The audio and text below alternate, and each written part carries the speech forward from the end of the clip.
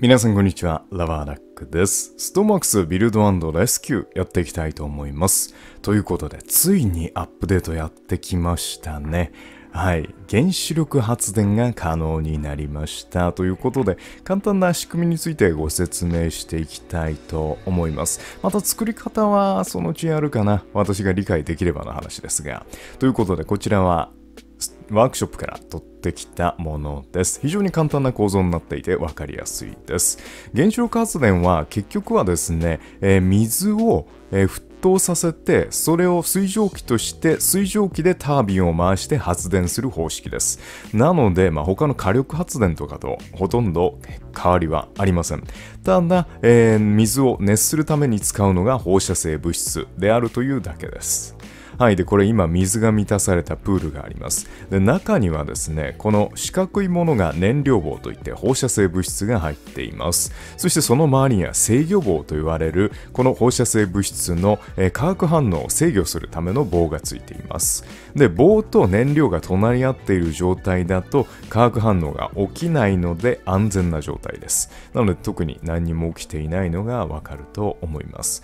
で、これをスライドさせて燃料棒を制御棒と離してあげると、化学反応が開始されて、それによって熱が出ます。で、熱が出ることによってここの中の水が温められ水蒸気になり、それがタービンを回すという形になります。はい。ではやっていきましょう。で、気をつけなくてはいけないのは、これやるときはなるべくこの放射性用のこれですね、防護服を着させておいてください。そしてガイガーカウンターもつけておいてください。で、これは新しく、クラフトの画面で追加されているので、皆さんもご確認いただければなと思います。では、早速やっていきましょう。はい。では、やっていきます。はい。で、これ開けてみて、これボタンを押すと制御棒から燃料が離れていきます。では、ボタンを押します。はい。離れました。これによって発電が開始されます。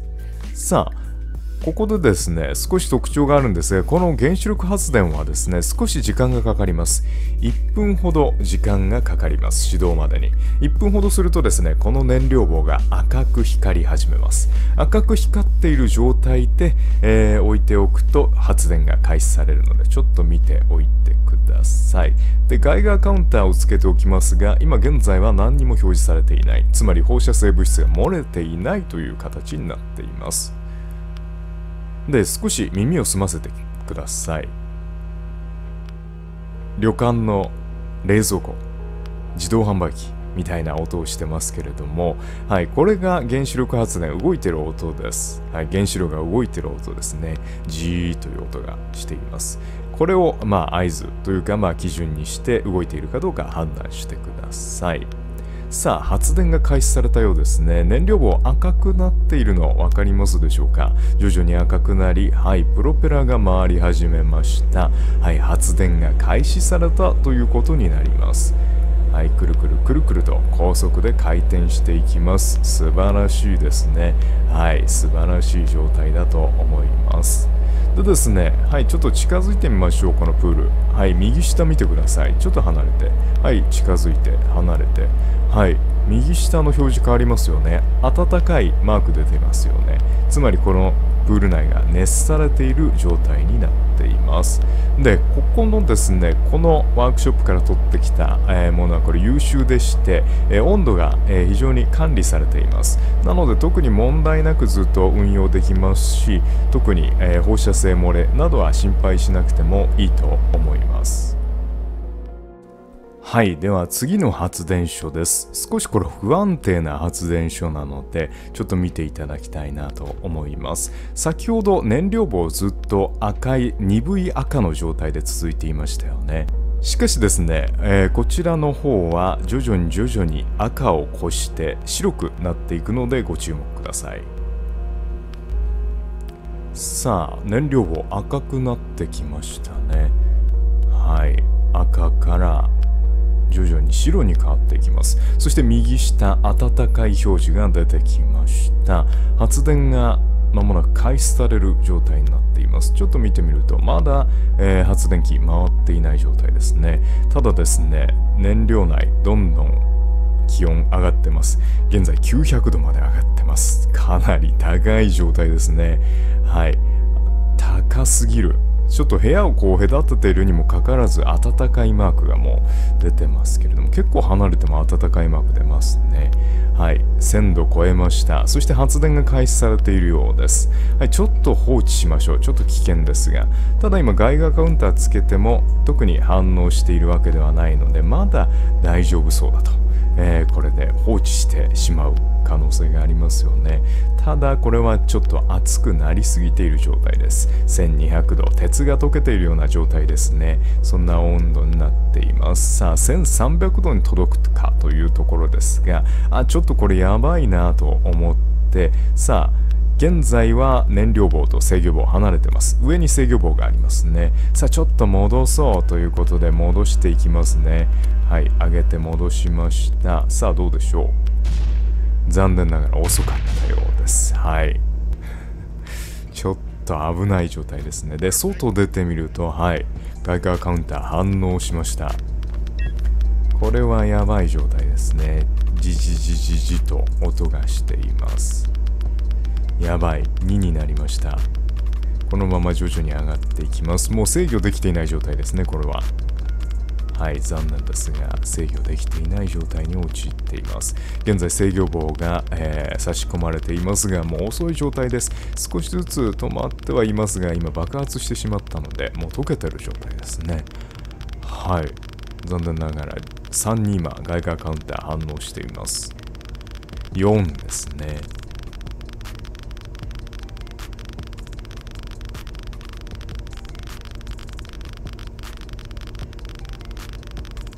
さあ音がすごいですよね。音がすごくて、はい、5になりました。はい、ここの辺りはもうすでに汚染されている地域と言ってもいいでしょう。ちょっと離れていくとちょっと下がりますね。どれぐらい離れる必要があるかちょっと見てみましょうか。さて離れました。この辺りですかね。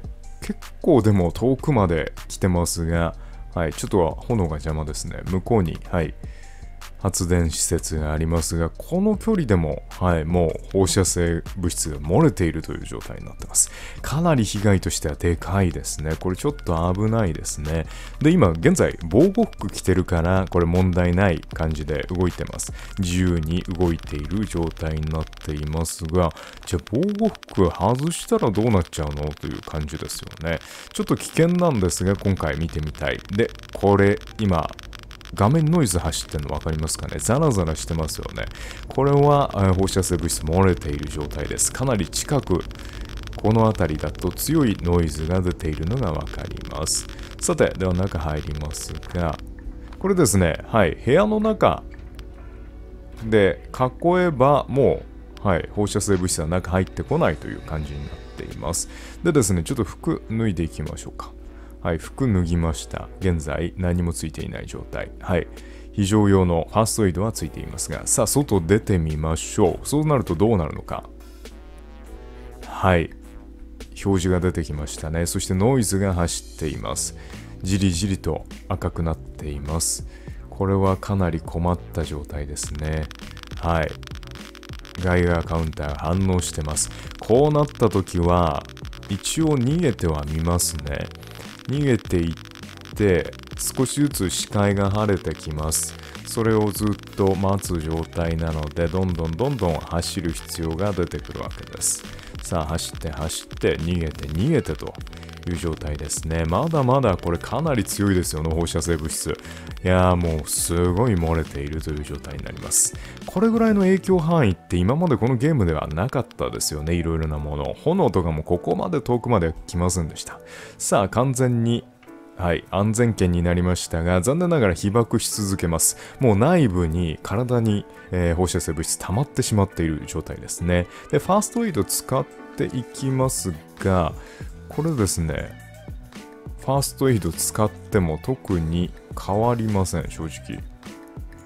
これどういう条件なのか私いまいちわかんないんですよね。ファーストエイド使って助かる時もあります。この放射線マークが消える場合もありますが、基本的には徐々にこう失われていくだけで、あとはもうゲームオーバーを待つのみみたいな感じになっている仕様になってます。ちょっとこれ怖いですよね。はい、こんな感じにずっとなっています。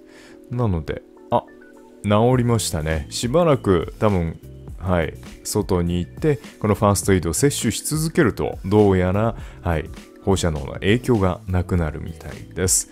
こんな感じで結構辛いですね。ファーストエイドをどんどん使っていかないといけません。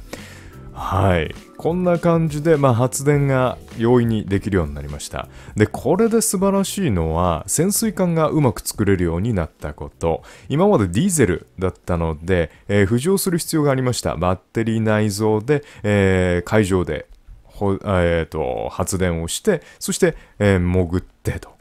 そしてしばらくしたらまた海上に出てという感じでしたが、今回からこの原子力が出てきたので、永遠に潜り続けることができます。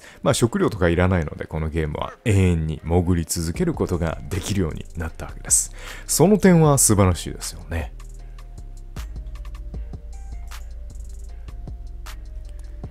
はい、これどうすんだって感じですよね。これすごいのが、ワークベンチ戻しますよね。